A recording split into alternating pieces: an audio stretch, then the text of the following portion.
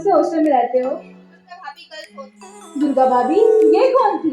अरे तुम दुर्गा भाभी के बारे में नहीं जानती? दुर्गा भाभी एक स्वतंत्रता सेनानी थी जिन्होंने हमारी मातृभूमि को आजाद कराने में अहम भूमिका निभाई। इसलिए इन्हें भारत की आयरन लेडी के नाम से भी जाना जाता है। इनका पूरा नाम दुर्गा देवी वोहरा था। इन्होंने भगत सिंह और अन्य क्रांतिकारियों की भी मदद की और उनके साथ कंधे से कंधा मिलाकर आजादी की लड़ाई लड़ी। दी इनके बारे में और बताइए प्लीज। आज दुर्गा देवी का जन्म दिवस है, हम आपको बताएंगे नहीं दिखाएंगे। तो आइए जानते हैं स्वतंत्रता सेनानी दुर्गावती उर्फ दुर्गा भाभी के बारे में एक लघु नाट्य कथन के माध्यम से। लाला लाजपत राय की मृत्यु का बदला लेने के लिए 17 दिसंबर 1928 को भगत सिंह और उनके साथियों ने मिलकर पुलिस अफसर जॉन सैंडर्स की गोली मारकर हत्या कर दी। अब सरकार उन्हें ढूंढ रही है। भगत सिंह और राजगुरु दुर्गा भाभी के पास जाते हैं।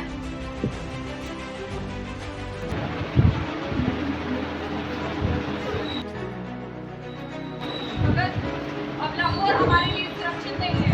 हमें कुछ दिनों के लिए हमसे दूर जाना होगा। यहाँ से भाग पाना इतना आसान नहीं है राजगुरु। पूरे शहर में नाकाबंदी लगी हुई है। अंग्रेजों के खुफिया जासूस हाथ धोकर हमारे पीछे पड़े हैं।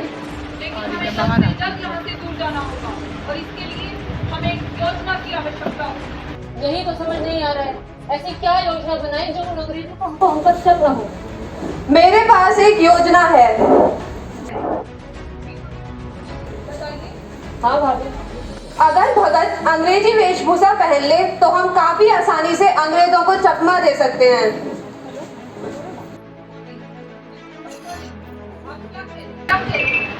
हाँ भाभी, ठीक से समझाइए। अंग्रेजी सरकार को चकमा देने के लिए हमें एक नाटक रचना होगा जिसमें हमें एक परिवार का अभिनय करना होगा, जिसमें भगत एक अंग्रेजी सिपाही, मैं भगत की पत्नी, सचिन हमारा बेटा और राजगुरु तुम्हें अर्दली बनना होगा। अंग्रेजी रंग ढंग में अपनी पत्नी और बच्चे के साथ भगत हैं, ये वे लोग कभी नहीं सोच पाएंगे। क्या योजना बनाएंगे? अंग्रेजी नाम के नीचे से निकल जाएंगे और हाँ भाभी, कमाल कर देता तुझे। हमें अब देरी नहीं करनी चाहिए। मैं सची को तैयार करती हूँ, इतने आप लोग भी तैयार हो जाइए। हाँ राजगुरु।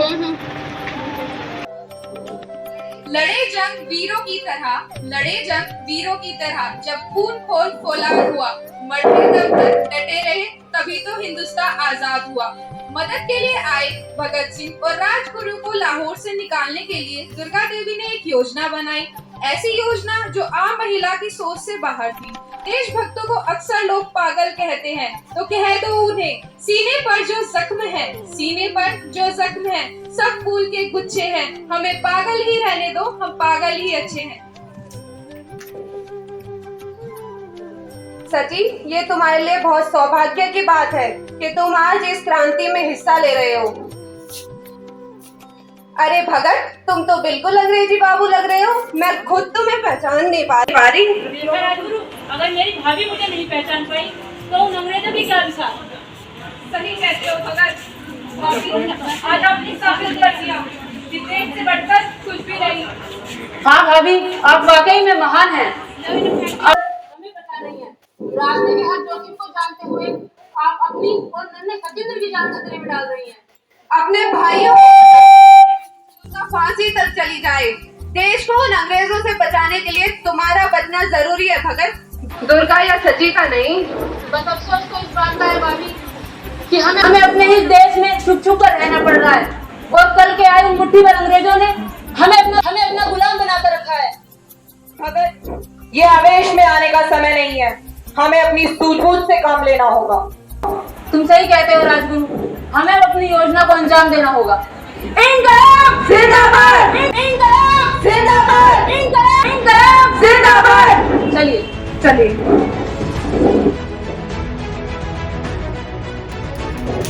फिर से आज वो नजारा याद कर ले, देशभक्तों के दिल में थी जो ज्वाला, उसे याद कर ले, जिसमें बहकर आजादी पहुंची थी किनारे पे। देशभक्तों की खून की वो धारा याद कर ले। दुर्गा देवी ने अपनी दृढ़ इच्छा शक्ति का परिचय दिया। अपने अभिनय और योजना से भगत सिंह और राजगुरु को सुरक्षित लाहौर से निकाला। अब वे कोलकाता में अपने पति के साथ थी, जहां उनके पति भगवती चरण वोहरा बम बनाते थे, वहीं दुर्गा भाभी का काम क्रांतिकारियों तक बम और बारूद पहुंचाने का था। जब भगत सिंह और उनके साथी ने 8 अप्रैल 1929 को दिल्ली सेंट्रल असेंबली में बम फेंके और स्वेच्छा गिरफ्तारी दे दी, तब दुर्गा भाभी के पति भगवती जी ने भगत सिंह को जेल से आजाद कराने के लिए एक बम तैयार किया, जिस बम दुर्घटना में वो खुद भी शहीद हो गए। तो आइए देखते हैं उस नजारे को।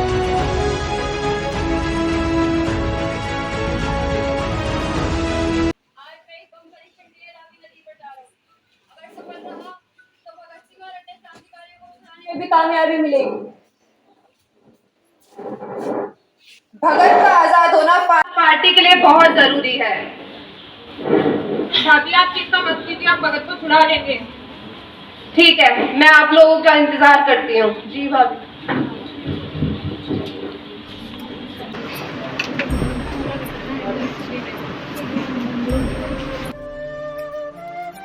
भाभी वो क्या हुआ? और ये कहाँ रह गए? भाभी वो बम परीक्षण के दौरान भगवती भैया की मृत्यु हो गई। क्या? अपने पति की मृत्यु के बाद भी दुर्गा देवी ने अपना साहस नहीं खोया और देश सेवा में खुद को समर्पित रखा। हमें ये बात अभी छुपानी होगी। पार्टी इस वक्त काफी कमजोर दौर से गुजर रही है। एक एक कर हमारे सारे साथी अंग्रेजों के हाथ लग रहे हैं। इनकी अचानक मृत्यु की खबर सुनकर क्रांतिकारियों का मनोबल टूट सकता है। आइए। वतन पर जो फिदा होगा, अमर वो नौजवान होगा, रहेंगे जब तक दुनिया में अफसाना बयां होगा। अपने पति की मृत्यु के बाद दुर्गा देवी ने खुद को देश सेवा में समर्पित रखा और वे लाहौर वापस लौट आई मिला करते थे। आज दुर्गा भाभी अपने साथियों के साथ वहां उनका इंतजार।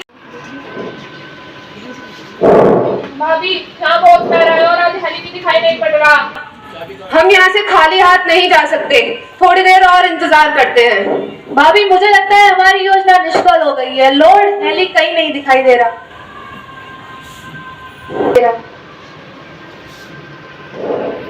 भाभी देखिए एक ऑफिसर आ रहा है। ये हेली नहीं है तो अफसर टेलर है।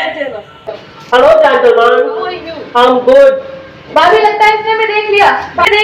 भाभी आप निशाना साधिए। वहाँ पे कोई है।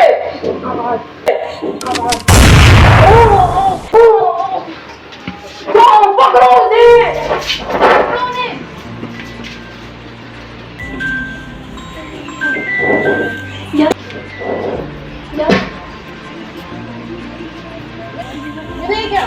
ये तो मुझे एक औरत का कपड़ा लगता है। It was not difficult to trace a woman. Go and catch her. Are you right?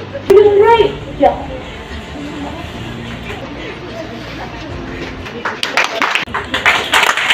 भाभी का अब कोई नहीं बचा था। ऐसे में दुर्गा भाभी सचिंद्र को अपने एक शुभचिंतक भाई को सौंपकर अपने आप आत्मसमर्पण करने चली जाती हैं। तो आइए देखते हैं उस नजारे को।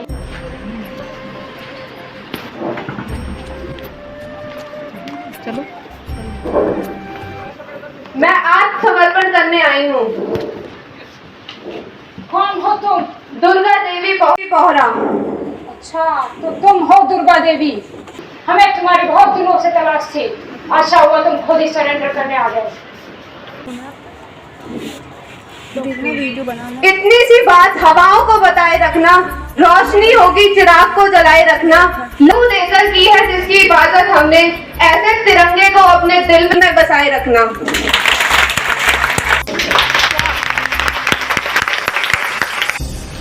भगत भैया ने सही कहा था, बुढ़ापे तक सर हिला हिला के मरने से अच्छा है जवानी में देश के लिए शहीद हो जाना। कोशिश तो हमने पूरी की, पर शहादत नसीब वालों को ही मिलती है। इंकलाब जिंदाबाद।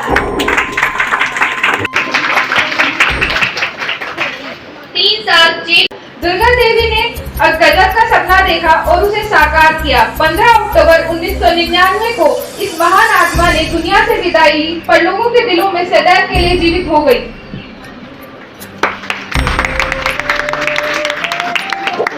आजादी की कभी शाम नहीं होने देंगे। शहीदों की कुर्बानी बदनाम नहीं होने देंगे। बची हो एक बूंद गरम लहू की तो भारत माता का आंचल नीलाम नहीं होने देंगे। इंकलाब जिंदाबाद, इंकलाब जिंदाबाद, इंकलाब जिंदाबाद।